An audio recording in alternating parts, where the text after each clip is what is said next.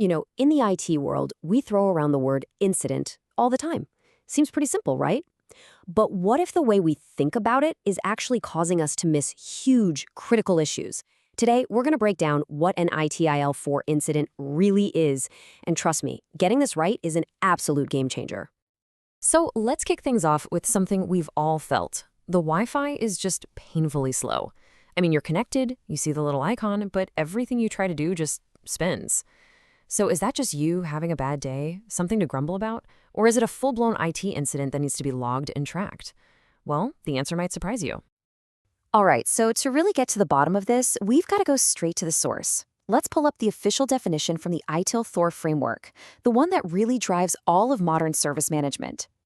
Okay, so here it is. The official ITIL 4 definition says an incident is an unplanned interruption to a service or a reduction in the quality of a service. Now that first part, interruption, yeah, that's the obvious one. The server is down. Everyone gets that.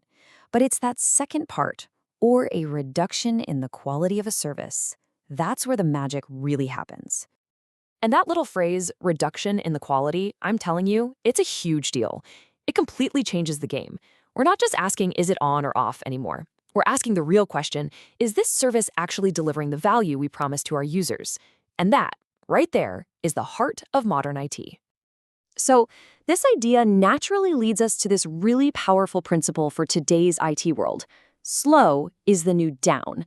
We have to start looking beyond just total outages, because let's be real, a service that's barely working can be just as damaging to the business.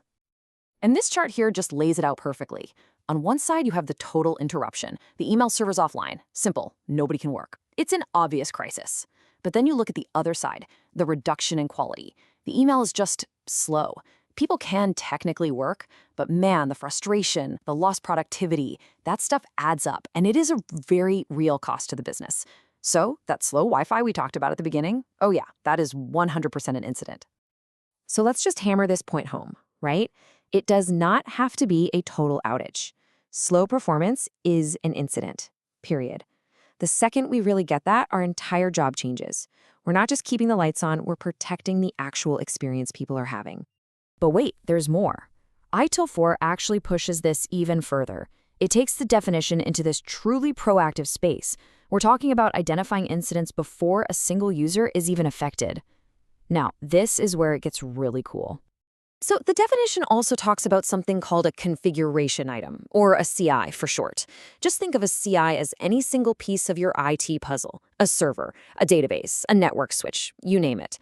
And what ITIL says is, if one of these pieces fails, even if the service is still running for the user, that's an incident, even if nobody's noticed a thing yet. This example just makes it so clear. Okay, imagine you've got a cluster of servers, and one of the backup servers fails. Now, for your users, everything is fine, right? The main server's chugging along, no problem. But according to ITIL 4, you log that as an incident right away. Why? Because you've lost your redundancy. Your safety net is gone, and the next little hiccup could take the whole thing down. And this proactive mindset covers all kinds of these hidden problems, like a single disk failing at a big RAID array, where disks work together for safety, that's an incident. A backup network switch going offline, yep, that's an incident too. And this one is really interesting. Even a component failure in a test environment is an incident, because it could mess up a future deployment. See the pattern here? The whole idea is to find these cracks in the foundation before they cause the house to fall down. Okay, so we've gone deep into the definition, but what's the big deal? Why does all this detail actually matter in the real world?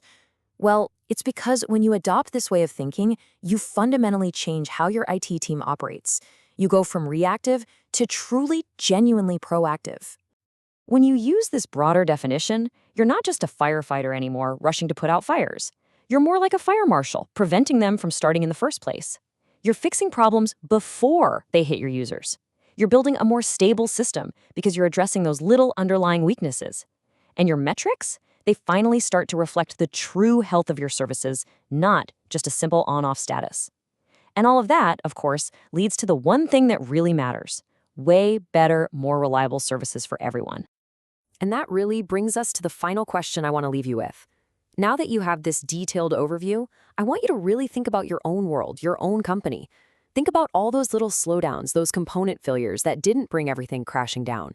How many incidents are you or your team actually missing?